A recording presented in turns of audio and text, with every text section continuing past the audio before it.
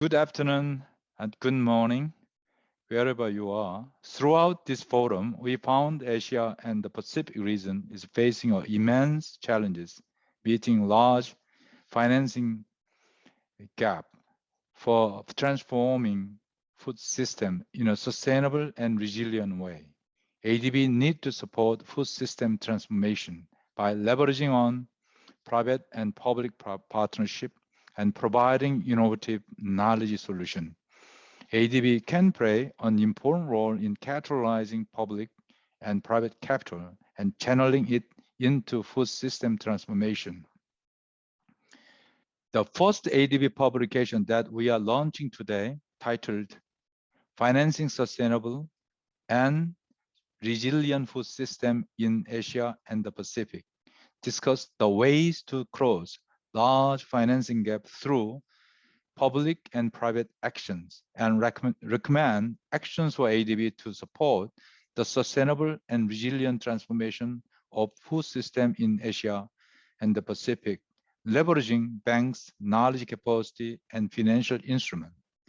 I give this floor to Mr. Shingo Kimura, Senior Natural Resource and Agriculture Specialist from ADB, to present this publication. He is a team leader who led the preparation of this report. Thank you. Thank you very much, Samsup, for kind introductions. Let me share my screen.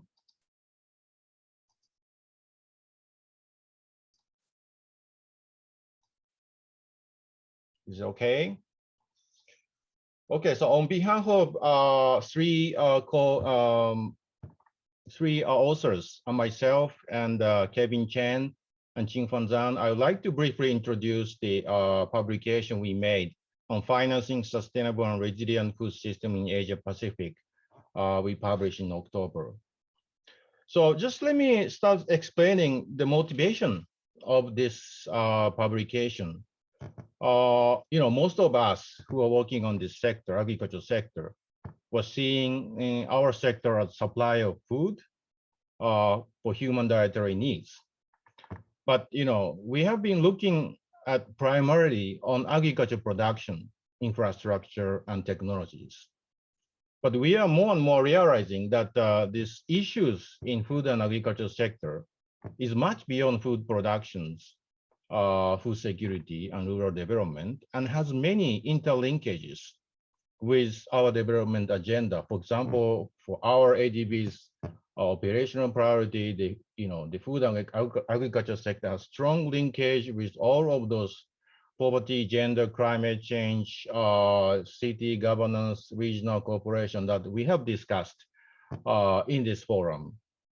So that's why we are calling more for the food system approach instead of focusing on particular segment or particular sector approach.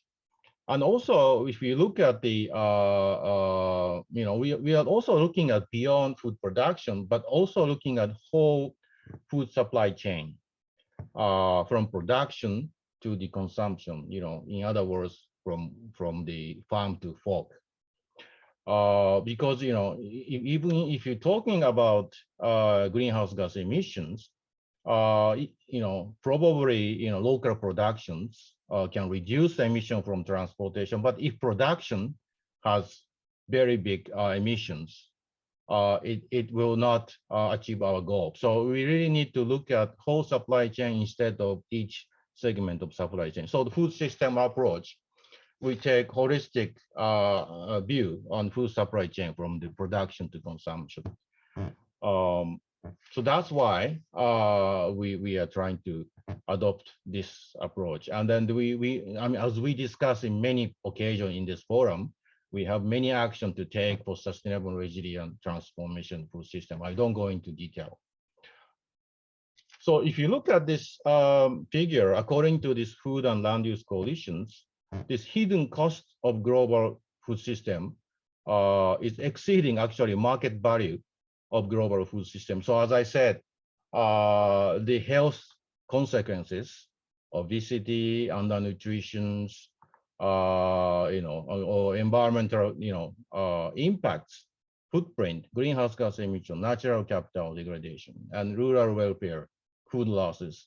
If you add up all those hidden costs, it actually, some estimates say it's exceeding global market value of global food system. So, but the fundamental problem that is that we are not internalizing those externalities. So the question is how we public sector can intervene so that those externality can be internalized. So there are many actions we need to take, but financing is particularly the big challenges. Some estimates say annual investment requirement for transformation of food and land use system will be between 300 billion to 350 billion by 2030, but we are far below those targets. And if we look at this constraint, of course, for public sector, we have budgetary pressure. We have a lot of expenditure for COVID-19. They have less resources to look at more long-term issues. And also financial terms, they said we need a long-term investment, but the capital is relatively short-term. So we have a maturity mismatch. And also there's a high risk associated with agriculture sector investment, as we discussed, but there are limited risk mitigation measures available. And the sector is dominated by small and medium-sized enterprises, but there's a high transaction cost for the financial institution provide capital to those SMEs. And more fundamentally, we have lack of valuation of natural capitals and the environmental footprint that makes us difficult to internalize those costs. So that's something we identify that big constraint to scale up our financing. And of course, at the farm level, the farmer have less incentive or sometimes no incentive to internalize those costs because they only take a look at the price signals and product produce. So that's a bit brief background, and this publication was supposed to provide some guidance for ADB and other stakeholders in the regions and also how ADB can operationalize this concept of food system transformations. And indeed, this project started, was continuing whole year last year, and we had a number of consultations on these issues. Like in 2021, we organized, for example, 6 ADB sustainable food webinar series. We have been discussing this issue whole year, and then that's part of the motivation is that we had a very big momentum of UN Food System Summit 2021 in September, and we also organized this independent dialogue on the food system, summit in Mongolia in June 2021. So this publication has been an ongoing process as a result of many dialogue and discussion within ADB and other stakeholders, and we published this publication in October 2021. So just let me summarize. I'm not going to detail the whole publication, but the publications recommend 3 actions basically. And the first action is to provide innovative financial instrument to unlock private investment. So first, then the report present many examples, and you can take a look at the publication. But if you see public capital can take more risk and crowding private investment, that's very important functions of public capitals. And according to, for example, IFC's Global Agriculture and Food Security Program, $1 of public investment can bring in $5.3 of private investment. So that shows that the financial institution like us can play a catalytic role to crowd in private investment to advance these food system transformations. And for example, also we have seen many innovation in ADB projects that making use of financial intermediations instruments to connecting different pool of capital to SME financing. For example, we are highlighting this PLC's Anhui Hanshan project that established the financial pool to finance organic farming and also invest in those SMEs to adopt those sustainable practice. And we all know those shift to more regenerative agriculture takes time. So that's why we need to bridge this the temporary loss of farm income in a transition. So typically the transition to organic farming takes 3 years operating loss, and then it has to come with some support that can affordable for the farmers. That's why there's some needs of this transitional financing, and also in general there's a big financing movement going to the green financing, but there's less going to food system transformation. So how we can bring more capital to this green financing channeling to the food system transportation. So the report recognizing this opportunity and stressing importance of valuations, establishing valuation of natural capital and standardizing financial products on this. The detailed example will be explained in the report. And second actions is about use of digital technologies that we have been discussed so much in this forum. So we see technology as offering new financial models for food system transformation in terms of climate change mitigations, adaptations, sustainable use of natural resource, reducing food loss and waste. We had a lot of discussion. We have a session on this. We are also highlighting some of the development of e-commerce platform and how in PLC, and how this kind of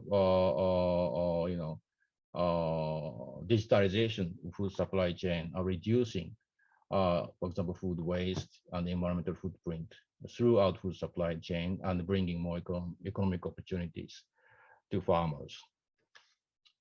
The third actions is more about supporting the government to reorient public finance and policy institutions. We are recently discussing repurposing agricultural subsidies.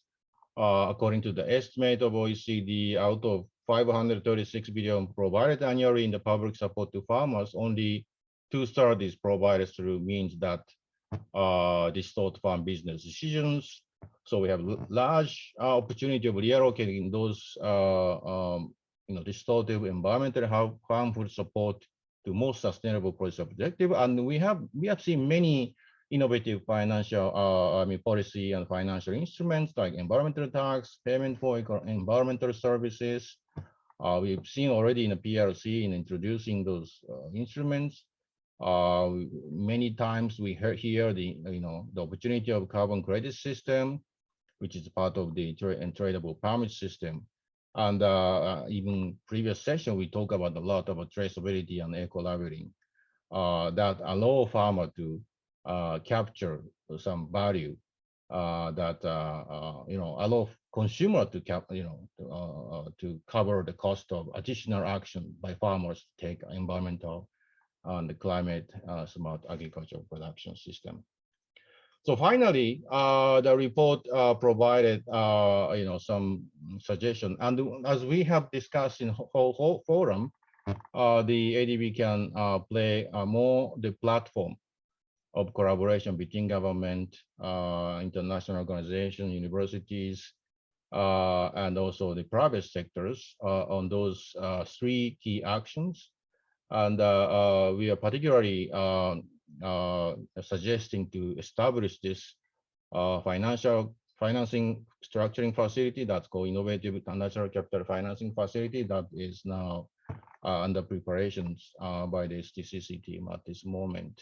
Beyond that, I think we have also discussed in the preceding session natural capital valuation. So I think this idea is now materializing within the ADB. So I think with that, I will stop my presentation. So thank you very much. And I'm looking forward to discuss a little bit about this. Thank you.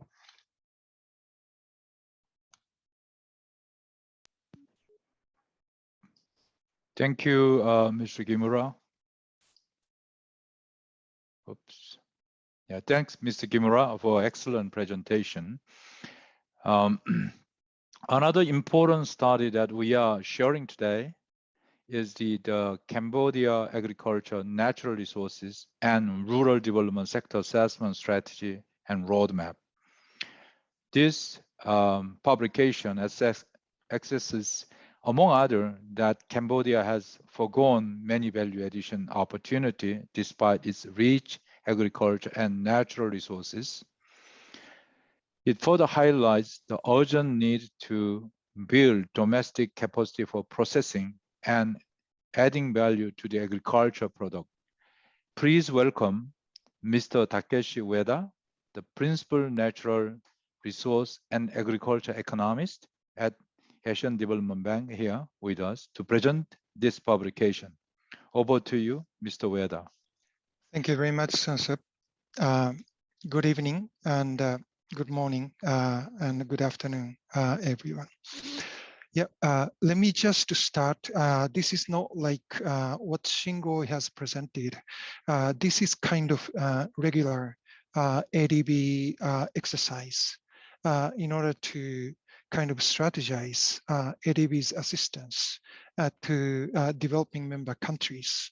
So it's standard exercise, and I just want to give you some flavor of how it's done, and details are all in the report. So I just touch upon the key portion and outline.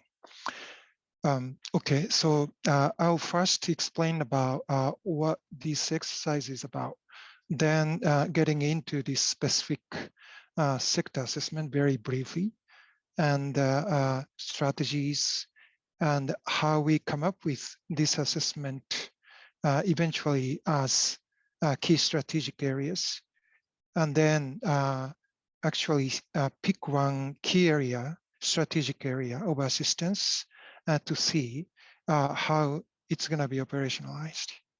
Yeah. So sector assessment strategy and roadmap. This is a core and a routine activity and operations knowledge product to inform planning for lending and non-lending knowledge products and services. And this is combined analytical, strategic, and a planning tool, an integral part of the sector and thematic work needed for country and project planning, and to inform ADB support to ADB's developing member countries. There are three components. First one is assessment, and second one is strategy of the government as well as ADB. Then lastly, draw roadmap. So these are the three steps of this exercise. So this publication can be fetched from our website. I just want to talk a bit about the country. So this is Cambodia's map, surrounded by Thailand, Laos, and Vietnam. And the total land area is about 181,000 square kilometer. And 30% of land is agricultural land, supported by water from the Mekong River and Tonle Sap Lake. Tonle Sap Lake is pretty big lake, like 2,700 square kilometer. So you can see this yellow kind of patches. I mean, that's paddy rice production, and light green part is crop production. Then you can see dark forest, dark green forest area. So beautiful agriculture country. Okay, so sector assessment, country context. So overall economy, I mean, 2 decades, Cambodia achieved over 7% of high economic growth from 94 to 2019. So they have performed very, very well. And another feature is high share of agriculture in gross domestic product, 22.1%. And this is the highest among lower middle income countries. So it's Sorry, Takashi with the sun, we cannot see your screen. I guess you forgot to share the screen. Sorry, I'm very sorry. Yeah. Yeah, thank you. All right. Yeah. Thank you for stopping me.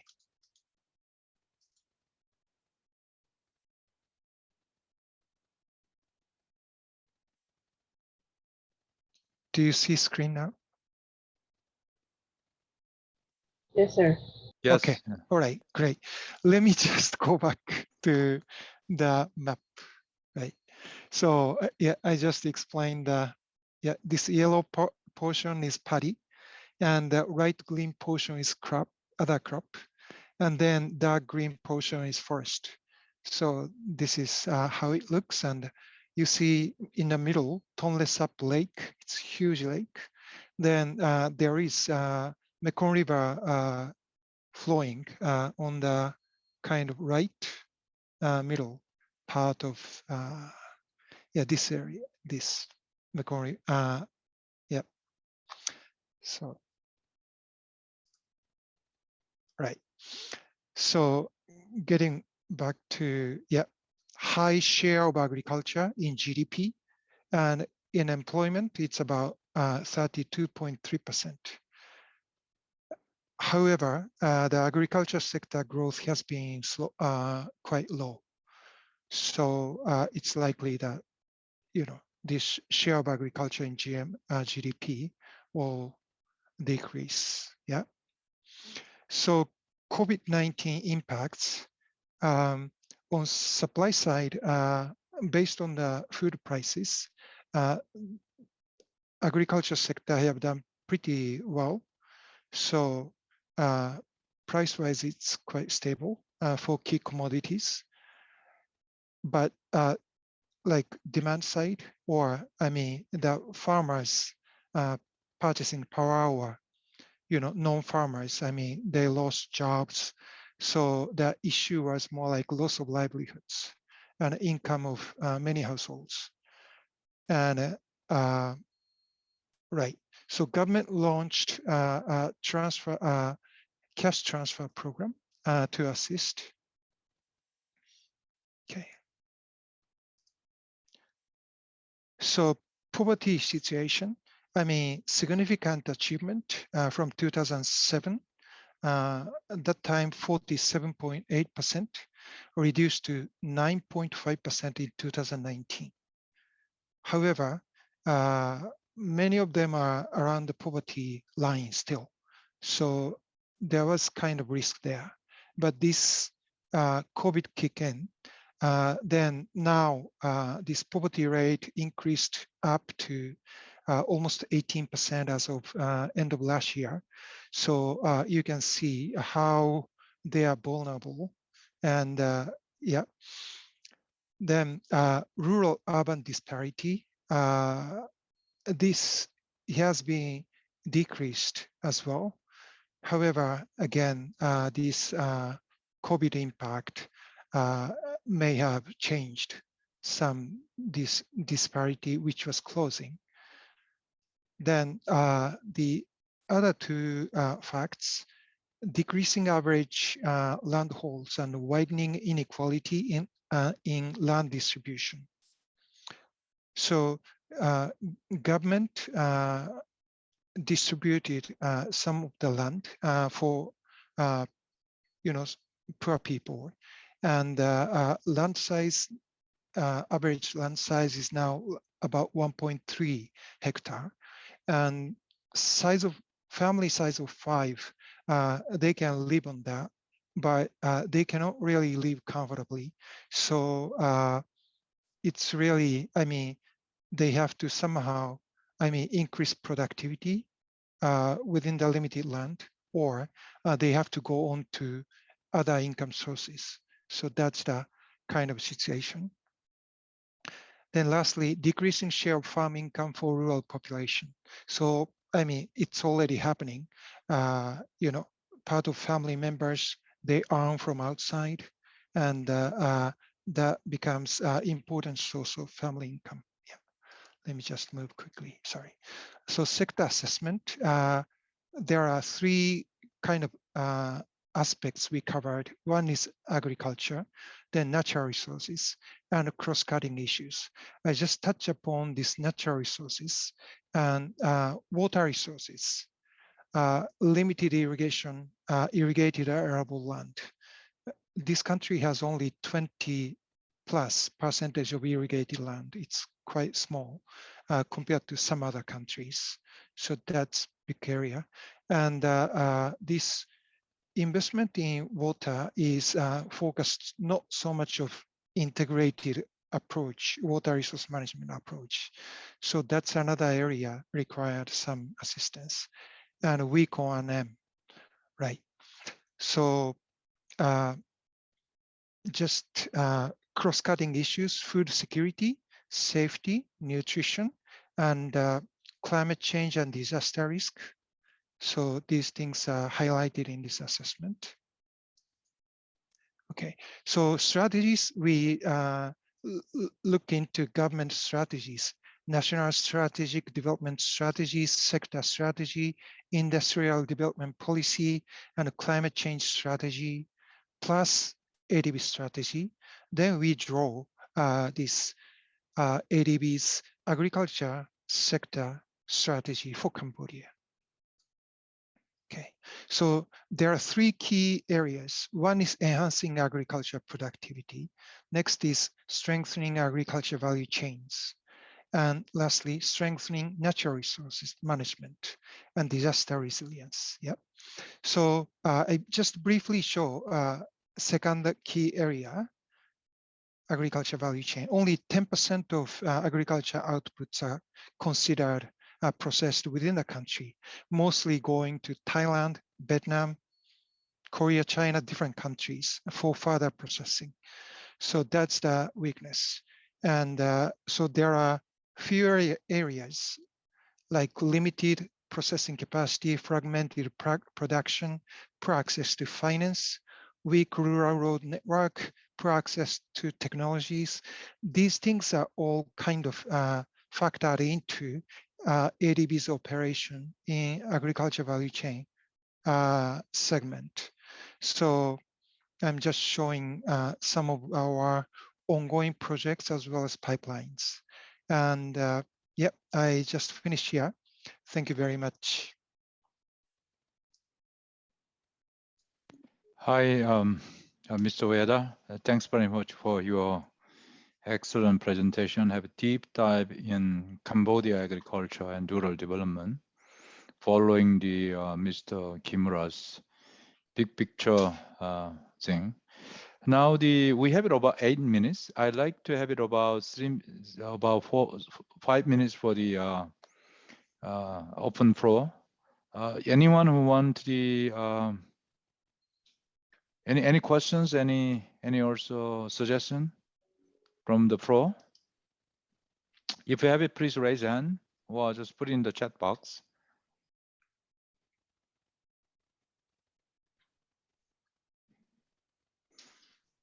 Okay. Meanwhile, that since that nobody asked a question, that on the Mr. Kimura's presentation, in fact, very interesting. You mentioned about the undervalued food and natural system, right? Is that why that? Because of the one reason, perhaps that it is the due to the market failure. It might be some failure in terms of the system. So can you quickly elaborate, since we have to finish soon, so maybe I'll give 1 minute to respond. Yeah, thank you, Samsub.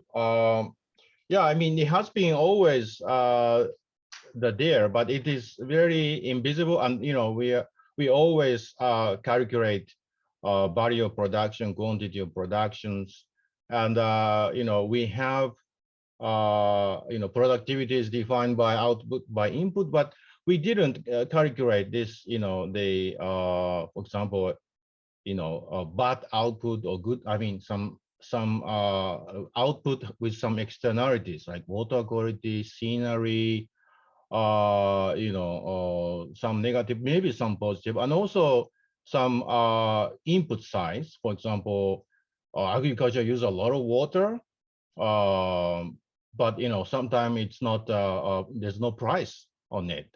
So it's basically there's no lacking of pricing markets for those invisible inputs, and also invisible outputs, which is beyond agriculture production or fertilizer or something that is marketed. So, but we are now a lot of discussions.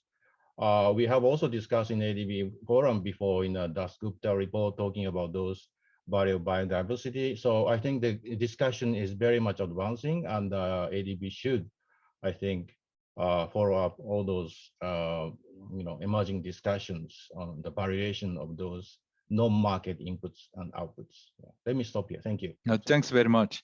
To the Mr. Ueda, I have also one question for you. As also you have only 1 minute to go. Sorry about that.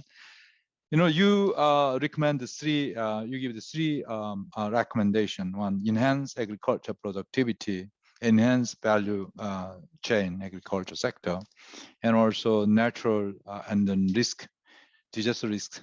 These are really big picture things.